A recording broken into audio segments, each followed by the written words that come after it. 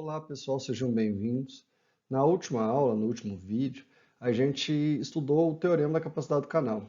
E o teorema da capacidade do canal foi um formalismo que foi desenvolvido pelo Shannon para mostrar qual que é o limite fundamental, né, que pode ser colocado em bits por segundo em um canal ruidoso, né? E mostra que se a entropia da fonte, o número por segundo, o número de bits por segundo que sai da fonte está abaixo da capacidade do canal, então existe um esquema de codificação da fonte, né, de redundâncias, um código que insere redundâncias, que permite, que faz com que a taxa de erro produzida ao final, lá no receptor, seja uma taxa de erro arbitrariamente baixa. Utilizando esses conceitos agora, nós vamos fazer estudar o teorema da capacidade de informação, que é o resultado mais notório do Shannon, né? Que alguns de vocês já devem ter conhecido, mas não sabem de onde vem essa fórmula e essa ideia que é muito importante para as telecomunicações. Tá? Então, vamos fazer esse formalismo aqui para vocês entenderem de onde vem e o tanto que isso é legal. Então, para a gente fazer o formalismo da capacidade da informação, a gente vai supor que o nosso canal é um canal que ele é limitado em faixa e em potência. Né? Então, a gente vai falar que não pode colocar potência infinita ali. A gente tem uma limitação de potência e uma limitação de largura de banda. E para isso, a gente vai usar o conceito da informação mútua. Tá? Então, o que a gente vai supor? Que a gente tem um x de t, que é o nosso sinal, né? Que a gente vai tratar ele como um processo aleatório. É um processo aleatório, que é a sequência de bits que sai de uma fonte aleatória mesmo, né? Então ele é um processo aleatório, que ele tem média zero e ele é limitado numa faixa de frequências B. Né? Então é a largura de banda da fonte. Né? Então esse X, esse conjunto X, vão emitir XK amostras, né? Que é K de 1 até Kzão, que são variáveis aleatórias contínuas, e elas vão obtidas por amostragem, né, do sinal x de t a uma taxa de Nyquist de 2b, duas vezes a largura de banda por segundo. Né? Então essas amostras são transmitidas a cada t segundos em um canal ruidoso, e esse canal é limitado em faixa, que ele tem largura de banda bzão. Então o número de amostras total é duas vezes b, vezes, que é a taxa de amostragem, vezes tzão. Né? Então K é o número de amostras que saem. E aí, a gente vai também supor que esse x de k é uma amostra do sinal, né? E ele vai ser perturbado por um ruído gaussiano branco aditivo, um AWGN, né? Que ele tem média zero e densidade espectral de potência N0 sobre 2. Do mesmo jeito que a gente já viu nos outros formalismos, né? Então, aí a variável x foi emitida pela fonte, e ela é corrompida por um ruído que a gente chamou um ruído N. E aí a saída desse canal é uma saída YK, que ela vai ser a soma do x de K com o N de K para todos os Ks possíveis, né? O NK, gente, ele representa são amostras, né, de um ruído gaussiano com média zero e densidade espectral de potência dado por essa fórmula aqui embaixo, que tem a fórmula da variância, né? Então, isso aqui é a representação do canal, né? O canal tem uma entrada X, ela é somada com ruído N, e a saída é a saída Y. Tá? Nada diferente do que a gente já viu para um canal aditivo, né? Aditivo de ruído. E esse canal é um canal sem memória e discreto também. A gente está supondo que o canal é um canal discreto. Esse mesmo formalismo, gente, todos esses formalismos que a gente estava fazendo aqui nessa aula 4, informação mútua, entropia, tudo isso vale para sistemas contínuos. Então, a diferença é que, em vez de serem somatórios, vão ser integrais. E na prática, todos os nossos sistemas são contínuos. Só que esse formalismo fica muito mais fácil de ser compreendido se a gente apresentar isso discreto para vocês. Então, de forma didática, eu apresento como discreto, mas na prática é tudo contínuo. Então, saibam que exista, tá? E se quiserem mais detalhes, olhar as integrais, como que isso está feito, os livros de Apolati, o livro do Hayek, qualquer um deles tem essas derivações e essas demonstrações para vocês, tá? Mas saibam que nada vai ser diferente do que está sendo visto aqui. Então, como a nossa transmissão é uma transmissão tipicamente limitada em potência, ou seja, a gente não pode extrapolar a potência, a gente vai supor que o nosso sinal tem uma potência média, que é essa potência média definida aqui, que é o operador esperança aplicado no x ao quadrado, que sendo que x são todos os sinais possíveis para todos os k símbolos, né? Então, a capacidade de informação desse sistema, a capacidade do canal, ela vai ser definida como a máxima informação mútua, do mesmo jeito que a gente fez lá atrás, entre a entrada, que satisfaz esse limiar de potência, né? Então, como que ela é o máximo da informação mútua com uma restrição. Qual que é a restrição? É essa restrição de potência. Quando aparece esse formalismo de 2 pontos aqui, isso aí são modelagens matemáticas que acontecem para cenários de restrições, de controles, de problemas de otimização numérica, otimização de solução, sempre aparecem restrições em muitos casos, sabe? Então, problemas de otimização e engenharia são os que mais aparecem, né? Quando vocês vão para um problema grande, que tem um monte de variáveis, tudo, então não dá para investigar todas as variáveis, e esses problemas de otimização são bem comuns. Podem ser que vocês caiam, acabem indo trabalhar no mercado para chegar num problema de otimização desse, certo? Então, a gente vai fazer essa maximização da informação mútua com essa restrição e a gente faz a maximização em relação a essa função, né, de distribuição de f de xk, né?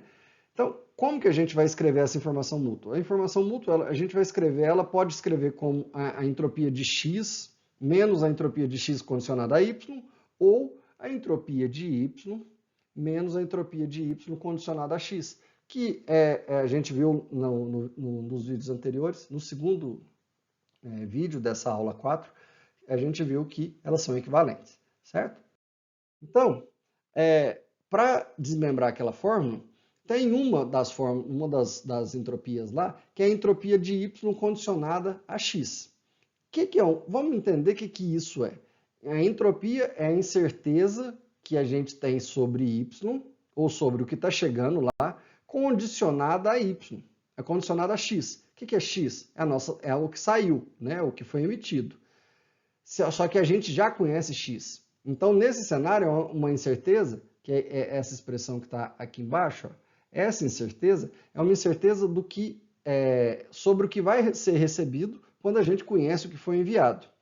Qual que é a incerteza que é adicionada quando a gente tem dúvida sobre o que vai ser recebido quando a gente já conhece o que vai ser enviado? É a incerteza sobre o ruído. Então, a gente pode escrever essa entropia condicional aqui como chamar isso aqui da entropia do ruído, né? A entropia do símbolo NK, que é a amostra do ruído que vai ser adicionada naquele canal discreto. Então, a informação mútua, ela fica o quê? A entropia do que está sendo recebido menos a entropia do ruído, certo? E aí, como a gente considerou que essas duas variáveis são variáveis gaussianas, né, a gente pode escrever essas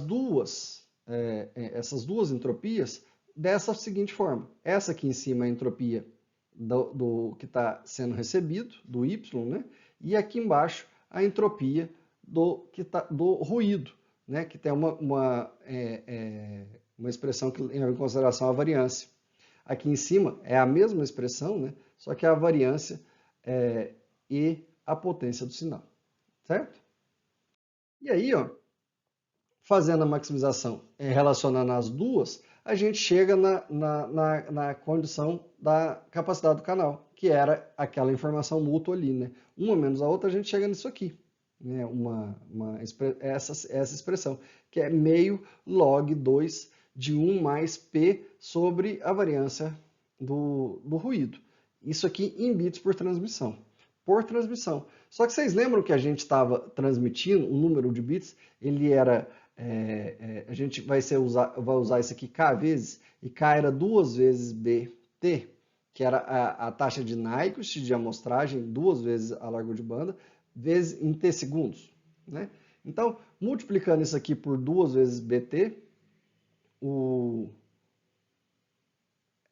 multiplicando isso e dividindo por segundo, né, por t, o t corta, o meio corta com o 2 e sobra um b aqui fora. Reescrevendo o valor da variância, chamando ela de n0b, a gente chega nessa expressão aqui embaixo, que é muito importante, que ela é muito interessante, que é o enunciado. Agora eu vou enunciar para vocês o terceiro e o último teorema do Shannon, né? Então, qual que é o teorema do Shannon? O teorema da capacidade da informação ou capacidade do canal? É a capacidade de informação de um canal contínuo, né? A gente fez para discreto, mas ele vale para contínuo, com largura de faixa de B Hz. Então, a largura de banda do canal, a faixa que a gente pode usar esse canal é Bzão, perturbado por um ruído gaussiano branco aditivo de densidade espectral de potência N0/2, dada por... A capacidade de informação é essa aqui, é dada por essa fórmula aqui, ó. Sendo que ela é dada em bits por segundo e P é a potência média do sinal que está sendo transmitido. Olha o tanto que é interessante. Por que esse teorema é muito legal? Porque o teorema da capacidade do canal que a gente viu no vídeo anterior, ele relacionava, ele estava relacionado em tempo por segundo, por uso do canal, e estava relacionado também com a entropia da fonte e quantidade de símbolos que a fonte emite por segundo. Ele não relacionava com efeitos práticos dos sistemas de telecomunicações. Quais são as características práticas que eu estou falando? Qual que é a largura de faixa, a largura B, que a gente tem, qual que é a potência do sinal e qual que é a densidade espectral de potência do ruído. Esses são aspectos práticos do sistema de telecomunicações. Aqueles lá ficam muito mais na teoria, no formalismo teórico. Aqui é muito mais prático. Então, a gente consegue prever e dimensionar qual que é a capacidade de transmissão de um sistema de telecomunicações baseado na largura de banda que a gente tem e na relação sinal-ruído. Essa expressão que está aqui, ó, dentro do parênteses somada com 1, essa expressão é a relação sinal-ruído. Então, simplesmente, se a gente conhecer a relação sinal-ruído que a gente tem naquele sistema e qual que é a largura de banda que a gente pode ocupar, a gente consegue determinar o limite teórico da capacidade do canal. Tá? Então, o teorema da capacidade da informação é um dos resultados mais notáveis da teoria da informação e, numa única expressão, ela destaca a interação entre largura de faixa do canal e a relação sinal-ruído com a capacidade do canal. O que é interessante a gente notar? A capacidade do canal ela varia linearmente com a largura de faixa e logaritmicamente com a relação sinal-ruído. Ou seja, se a gente aumentar, para a gente dobrar,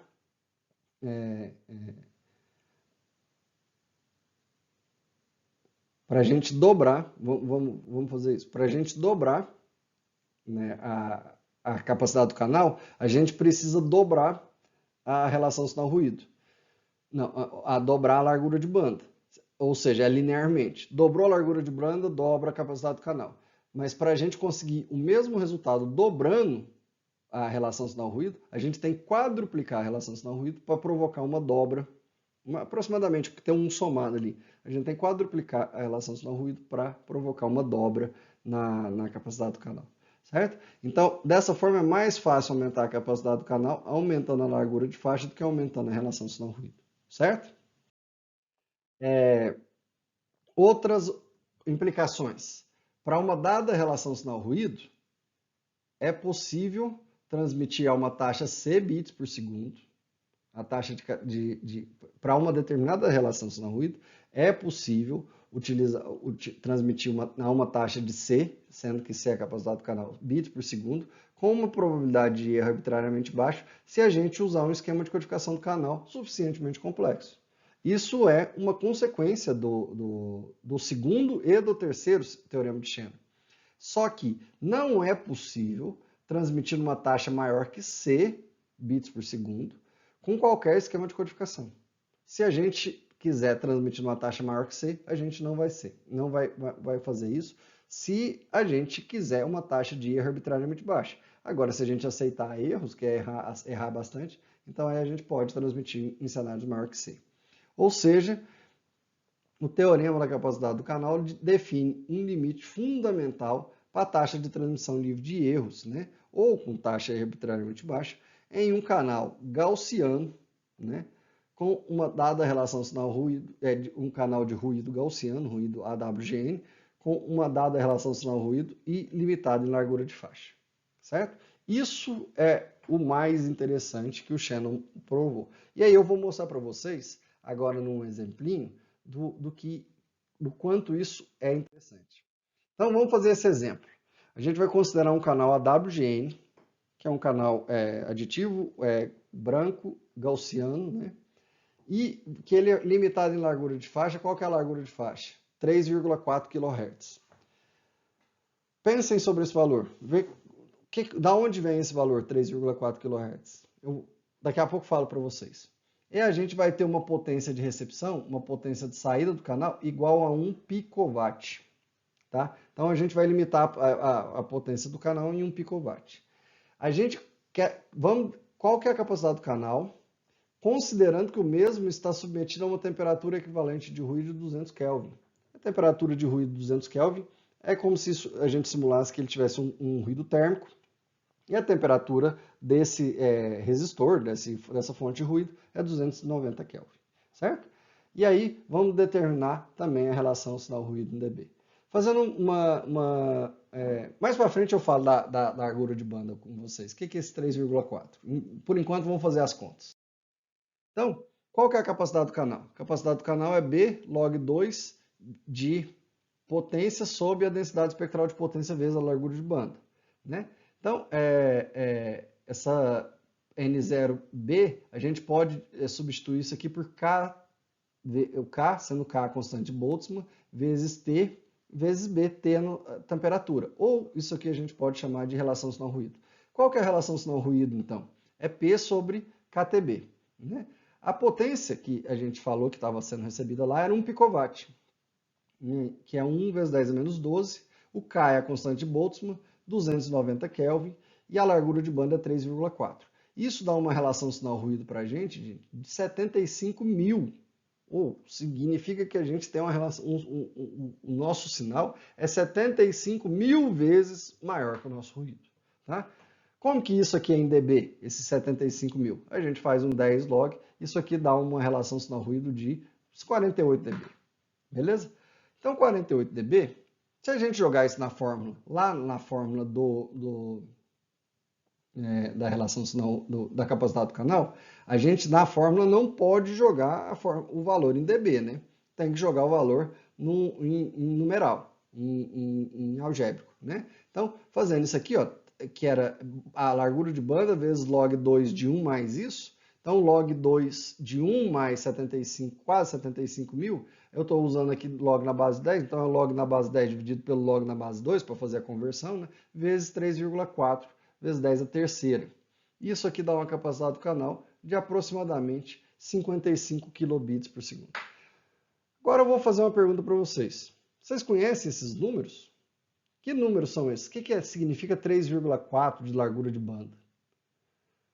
Faz sentido? A gente consegue transmitir aproximadamente 55 kilobits por segundo em 3,4 de largura de banda?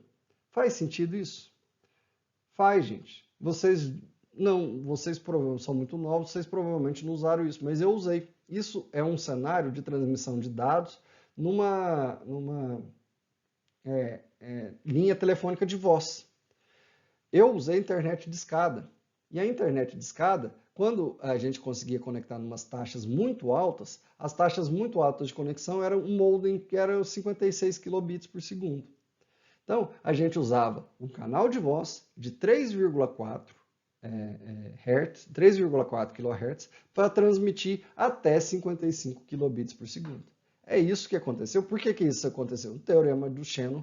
O Shannon provou que tinha que existir um esquema de codificação da fonte que inseria redundância suficientemente complexo ali que ia provocar uma taxa de erro arbitrariamente baixa. Isso existe? Qual que é o esquema de codificação? É um esquema de codificação de treliça. É um código convolucional que nós vamos ver na próxima parte do curso. E esse código de codificação, essa codificação de treliça, quando ela foi implementada, né, os modems, aqueles modems que a gente usava, fazia aqueles barulhinhos da conexão de escada, aquilo lá, ele estava verificando qual que era a condição da nossa rede, da nossa relação sinal-ruído, para verificar qual que era a largura de banda, qual que era a taxa de dados, qual que era a capacidade do canal que a gente conseguia conectar, certo? Então ele estava fazendo aquelas contas lá, verificando qual que era a condição de ruído momentânea naquele canal nosso, para conectar a gente com uma taxa mais alta ou mais baixa. Mas quando não tinha muita gente, o ruído estava baixo, a gente conseguia conectar em 56. E aí era uma beleza, né? Então, qual que é a conclusão desse exercício? Existe um esquema de codificação do canal suficientemente complexo que permite a transmissão de aproximadamente 55 kilobits por segundo em um canal com 3,4 kHz de largura de banda, se a gente tiver uma relação sinal-ruído de aproximadamente 49 dB. Certo? Funciona, viu, gente? Eu usei e funciona mesmo. Isso dava certo, baixei muita música lá. Tá? Inclusive jogava, usava à noite para jogar, porque aí eu pagava um pulso só, que é uma coisa que vocês não sabem mais o que é, porque a internet nossa lá atrás, a telefonia nossa lá atrás era pulsada, hoje não tem mais isso. Bom, gente, vou encerrar aqui. Acabamos aqui a quarta aula, né? A segunda parte do curso, o segundo módulo do curso de Teoria da Informação. E no próximo módulo a gente vai começar a estudar os esquemas de codificação. Vou apresentar para vocês os códigos de bloco, né? Código de bloco linear, código de bloco cíclico e os códigos convolucionais. Um abraço e até lá!